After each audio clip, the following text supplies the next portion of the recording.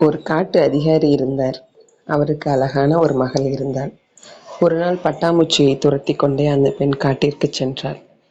அப்போது அவளை பார்த்த ஒரு சிங்கத்திற்கு அந்த பெண்ணை மிகவும் பிடித்து போய்விட்டது. அதனால் காட்டு அதிகாரியிடம் சென்று, தனக்கு உங்கள் மகளை கல்யாணம் செய்து வையுங்கள் என்று கேட்டது. அதிகாரி சிங்கத்தை பார்த்து பயந்தார். அதனால் என்ன செய்யலாம் என்று யோசித்தார். அவருக்கு ஒரு யோசனை தோன்றியது. அவர் சிங்கத்தை பார்த்து, காட்டு ராஜா, என் மகள் ரொம்ப பயந்தவள். உன்னுடைய பற்களையும் நகங்களையும் எடுத்துவிட்டால் அவள் பயப்பட மாட்டாள். அப்புறம் நான் அவளை உனக்கு கல்யாணம் செய்து தருகிறேன் என்று சொன்னார்.